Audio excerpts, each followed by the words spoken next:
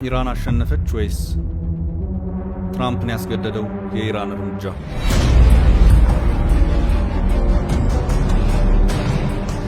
አምላክ እስራኤልን ይባርክ፣ አምላክ ኢራንን ይባርክ፣ አምላክ መካከለኛውን ምስራቅ ይባርክ፣ አምላክ አሜሪካን ይባርክ፣ እንዲሁም አምላክ መላው ዓለምን ይባርክ።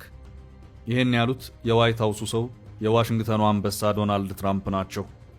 የኢራንና እስራኤል ጦርነት በተጀመረ በ12ኛው ቀን አብቅቷል በሚል የብስራት ዜናቸው ላይ ነው አምላክ ከእስራኤል እስከ ኢራን ሁሉን እንዲባርክ የተመኙት። እውነት ትራምፕ ምርቃታቸው ይሰምራል? ጦርነቱስ ዛሬ ያበቃል?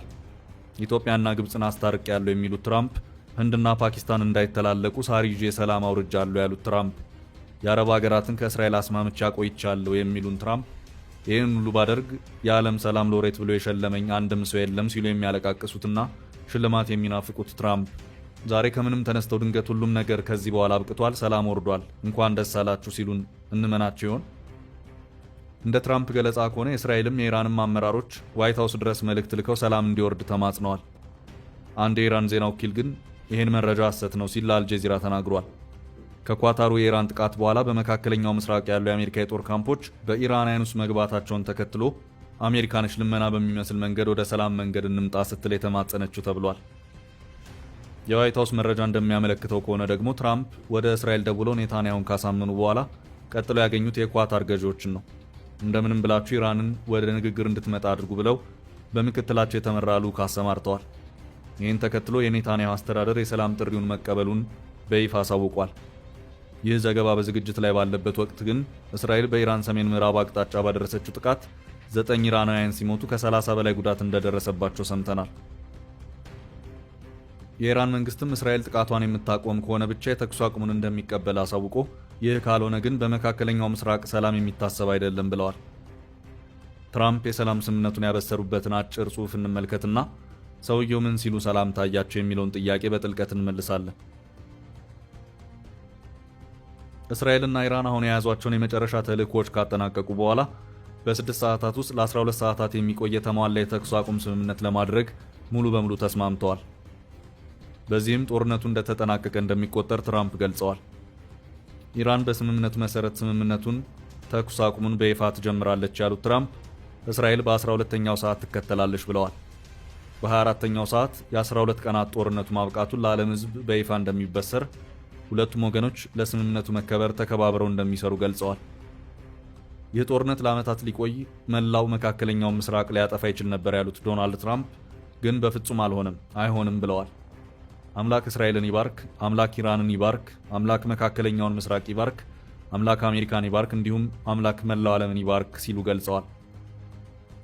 ለመሆኑ አሜሪካ በእሳት በተከበበ ከተማ ውስጥ መለስ ቀለስ እያለች ቤንዚን ስታርከፈክፍ ከርማ ጦርነቱ መልኩን ሊቀይር ነው፣ ሶስተኛው የዓለም ጦርነት ሊጀምር ቋፍ ላይ ተደርሷል ሲባል ትራምፕ ድንገት ደርሰው ሰላም ወርዷል፣ የተኩስ አቁም ተደርጓል ለማለት የቸኩሉበት ምክንያት ምን ይሆን? የብዙዎች ግምትና ለመላምት ቅርብ የሆነው ምክንያት ኢራን በአሜሪካ የጦር ቤዞች ላይ የጀመረችው ድንገተኛ ጥቃት ነው። አሜሪካ በዚህ ቀጠና በርከት ያለ ጦር አላት። አብዛኛው የጦር መሳሪያዎቿ የሚኖሩትም እዚሁ ነው። መካከለኛው ምስራቅ ከእጇ እንዳያመልጥ የቻለችውን ሁሉ ታደርጋለች። ለምን ሲባል ካላችሁ መልሱ ይሄው። አሜሪካ በአሁኑ ወቅት ከግብፅ እስከ አፍጋኒስታን ባሉ የቀጠናው ሀገራት የተሰማሩ ከ40 እስከ 50 ሺህ የሚደርሱ ወታደሮች አሏት። እንደ አውሮፓውያን አቆጣጠር 2007 በኢራቅ ብቻ ከ160 ሺህ የማያንሱ ወታደሮች ነበሯት።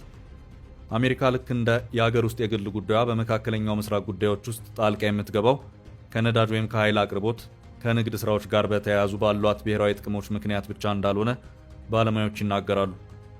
አሜሪካ በመካከለኛው ምስራቅ ያላትን ብሔራዊ ጥቅሟን ከማስከበር ባለፈ እስራኤል በቀጠናው መገኘቷ አሜሪካ በመካከለኛው ምስራቅ ጉዳዮች በቀጥታ እንድትሳተፍ ከሚያደርጓት ምክንያቶች ዋነኛው ነው ይላሉ። ነዳጅ። መካከለኛው ምስራቅ በዓለማችን ሰፊ የሆነ የነዳጅ ዘይትና የተፈጥሮ ጋዝ መገኛ ስፍራ ነው። እንደ ሳውዲ አረቢያ፣ ኢራን፣ ኢራቅ፣ ኩዌት እና የተባበሩት አረብ ኤምሬትስ አሜሪካ በቀጠና ያላትን ፖሊሲ ቅርጽ የሚቀይሩ ሀገራት ሆነው ቆይተዋል። ይሁን እንጂ ባለፉት ጥቂት ዓመታት አሜሪካ የራሷን የነዳጅና የጋዝ ምርት በመጨመሯ ከውጭ ሀገራት በሚገባ ምርት ላይ ያላትን ጥገኝነት ቀንሷል። ይሁን እንጂ ከዓለም አቀፍ የነዳጅ ዋጋ የተያያዘ ጉዳይም አለ። በመካከለኛው ምስራቅ የነዳጅ ምርትና አቅርቦት ላይ አንዳች ችግር ቢያጋጥም የዓለም የነዳጅ ዋጋ ላይ ለውጥ በማምጣት የኢኮኖሚ መናጋትን ያስከትላል። ስለዚህም የዓለም ምጣኔ ሀብት መረጋጋት አሜሪካ በዓለም ዙሪያ ያላት ሚና የሚያጠናክረው በመሆኑ የአረቡ ዓለም የሚያመርተው ነዳጅ ለገበያ መቅረቡን በቅርበት ትከታተላለች። ከዚህ በተጨማሪም አሜሪካ በንግዱ ዓለም እንደ ባላንጣ የምትመለከታት የቻይና ዋነኛ የነዳጅ ምንጭ መካከለኛው ምስራቅ ነው። ለአሜሪካ የመካከለኛው ምስራቅን መቆጣጠር ማለት በእጅ አዙር የቻይናን የነዳጅ አቅርቦት መቆጣጠር ማለት ነው። የንግድ መተላለፊያ አሜሪካ ምርትና አገልግሎቷን ከምትሸጥባቸው ቀጠናዎች መካከል የመካከለኛው ምስራቅ ሀገራት የሚጠቀሱ ናቸው። በተለይ ደግሞ አሜሪካ ሰራሽ ወታደራዊ ቁሶች በመካከለኛው ምስራቅ በከፍተኛ መጠን ተፈላጊነት አላቸው። እንደ ስቶክሆልም ኢንተርናሽናል ፒስ ሪሰርች ኢንስቲትዩት ከሆነ እንደ አውሮፓውያን አቆጣጠር ከ2019 እስከ 2023 ከፍተኛ መጠን ያለው አሜሪካ ሰራሽ ወታደራዊ ቁሶችን ከተረከቡት የዓለማችን አካባቢዎች ቀዳሚው ይኸው መካከለኛው ምስራቅ ነው። ኢንስቲትዩቱ እንዳመለከተው ከአሜሪካ አጠቃላይ ወታደራዊ ሽያጭ 38 በመቶ የሚሆነው የተላከው ወደ ሳዑዲ አረቢያ፣ ኳታር፣ ኩዌት እና እስራኤል ነው። ከዚህ በተጨማሪ መካከለኛው ምስራቅ ቁልፍ የሆነ የንግድ መተላለፊያ ቀጠና ነው። የጋዛውን ጦርነት ተከትሎ ሁቲዎች በቀይ ባህር ላይ የሚያልፉ የንግድ መርከቦች ላይ ጥቃት ከፍተው በንግድ እንቅስቃሴው ላይ እክል ፈጥረው ነበር። በየዓመቱ 17000 በላይ መርከቦች ምግብ፣ ነዳጅ፣ መድኃኒትና ሌሎች መሠረታዊ ቁሶችን ጭነው በቀይ ባህር በኩል ያልፋሉ። ይህም የዓለምን አጠቃላይ ንግድ 12 በመቶ ያህል የሚሸፍን ነው። ይህን የንግድ መስመር ያወከውን የሁቲ አማጽያን ጥቃት ለማስቆም አሜሪካ እርምጃ እየወሰደች ትገኛለች። ከዚህ ውጪ ለአውሮፓ፣ ለእስያና ለአፍሪካ ቅርበት ባለው መካከለኛው ምስራቅ አሜሪካ ወታደራዊ ጦር ሰፈሮችን በማቋቋምና እንደ አስፈላጊነቱ በቀጠና ያላትን ጦር ሰፈር አጠናክራ ማቆየትን ትሻለች። በአሁኑ ወቅት በባህሬን፣ በኳታርና በኩዌት የጦር ሰፈሮች ያላት አሜሪካ በቀጠናው ፖለቲካዊ መረጋጋትን እንዲሰፍን በቅርብ ለመከታተል የጦር ሰፈሮች ትልቅ ሚናን እንደሚጫወቱ የዘርፉ ባለሙያ የሆኑት የመካከለኛው ምስራቅ ፕሮግራም ዳይሬክተር ሜሪሳ ከሁርማ ይናገራሉ። የጋዛ ጦርነት የመካከለኛው ምስራቅ ሁኔታዎች በፍጥነት ሊቀያየሩበት የሚችል ቀጠና መሆኑን አሳይቶናል የሚሉት ሜሪሳ የፍልስጤምና እስራኤል ጦርነት እንዲሁም በቀጠናው የኢራን ወታደራዊ ኃይል መስፋፋት ለአሜሪካ የደህንነት ስጋት ሆኖ ይቀጥላል ይላሉ።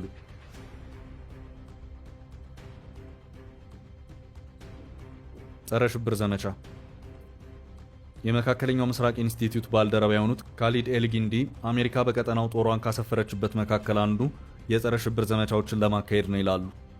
ካሊድ ምንም እንኳን ሀያለው ሀገር አሸባሪዎችን ለማጥፋት ጦሯን ብታዘምትም የአሜሪካ ወታደሮች በመካከለኛው ምስራቅ መስፈር ጽንፈኛ ቡድኖች እንዲፈጠሩ ሌላ ምክንያት ሆኗል ይላሉ።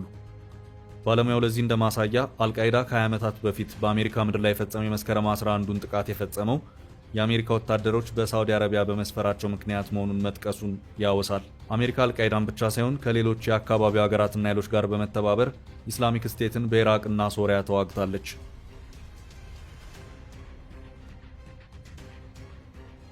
እስራኤል ባለፉት 60 ዓመታት በመካከለኛው ምስራቅ ውስጥ ከየትኛውም ነገር በላይ እስራኤልን ጉዳይ አሜሪካ ቅድሚያ የምትሰጠው አጀንዳ ሆኖ ቆይቷል። አሜሪካ እስራኤል በመካከለኛው ምስራቅ አለችኝ የምትላት አጋር ከመሆኗም በላይ በዋሽንግተን ዲሲ ያሉ ባለስልጣናት ለቴል አቪቭ ድጋፍ እንዲያደርጉ ትልቅ ጫና ይደርስባቸዋል። አሜሪካ አጋር የምትላት እስራኤል በቀጠናው ባሉ በርካታ የአረብ ሀገራት እንደ ጠላት የምትታይ ናት። ይህን ለመቀየርም ዋሽንግተን የማሸማገል ስራዎችን ስትሰራ ቆይታለች። እስራኤል በአሜሪካ ጥረት ከግብፅ፣ ከተባበሩት አረብ ኤምሬትስና ከባህሬን ጋር ያላትን ግንኙነት እንድታሻሽል እድል ተፈጥሮላታል። ሐማስ የፈጸመውን ጥቃት ተከትሎ ቢደናቀፍም ከሌሎች አረብ ሀገራት ጋርም መልካም ግንኙነት እንድትመሰርት ስትረዳት ቆይታለች። አሜሪካ እስራኤልን በዲፕሎማሲው መስክ ከመደገፍ ባሻገር በቀጥታ ከጠላቶቿ ከሚሰነዘርባት ጥቃቶችም ለመጠበቅ ያላትን ቁርጠኝነት ጭምር አሳይታለች። ሐማስ ድንገተኛውን ጥቃት እስራኤል ላይ ሲፈጽም አሜሪካ የጦር መርከቦቿን ወደ እስራኤል መላኳ ይታወሳል።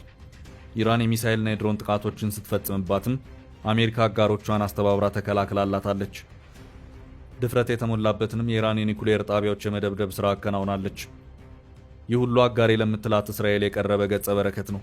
አሁንም ቢሆን ድንገት ለታወጀው የተኩስ አቁም አንዱ ምክንያት አሜሪካ እስራኤልን ጨምሮ በመካከለኛው ምስራቅ ያሏትን ሁሉንም ጥቅሞች ከጉዳት ለመጠበቅ የታቀደ ነው። ለመሆኑ የተኩስ አቁሙ ቀጣይነት ይኖረው ይሆን? የተፈራው የዓለም ጦርነትስ ያልፈን ይሆን? እኛ ለዓለማችን ሰላም እንመኛለን። ጦርነት ይብቃን እንላለን። እርሶም ምኞቶን በኮመንት መጻፊያው ላይ ያስፍሩልን።